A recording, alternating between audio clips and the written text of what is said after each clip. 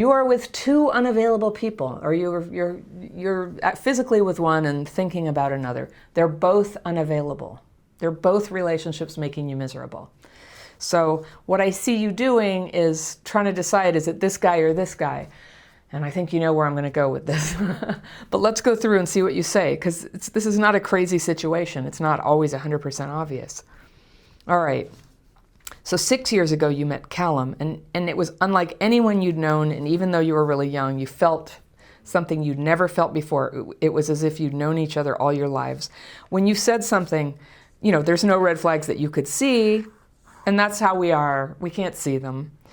And he felt like home. So the difficult thing about having CPTSD and having parents who were alcoholic and not around is that something feeling like home, you can get that cozy home feeling and a powerful falling in love around somebody despite the fact that they are not professing love and commitment to you.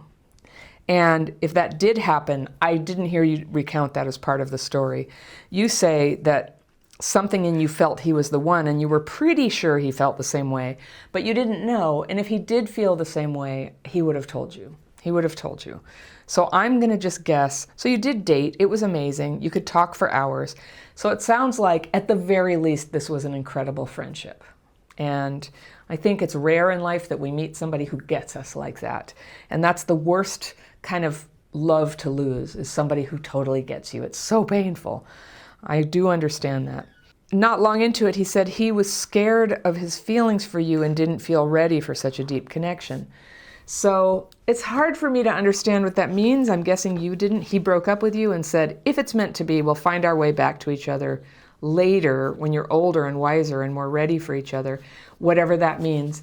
And I'm going to be a little bit cynical here, and it just means, like, you know, he wasn't ready or willing or interested in committing to you. He had more relationships to have, and this wasn't the one. This wasn't the one. But there was enough good stuff there that he kind of wanted to put a bookmark in your life. Now, this is a little bit of a cruel trick sometimes that one person does to another, is say, I don't want you now, but in the future, you know, just they kind of put a bookmark in your future of like, I think we have a destiny, or I think, you know, we could be great together. And what happens is, especially, you know, for us who are carrying these abandonment wounds, oh, we'll hold on to that bookmark. We'll save a place for them in our future. And what that leads to, and I have experience with this, is a series of relationships that are not the one. You know it all along. Those are placeholders.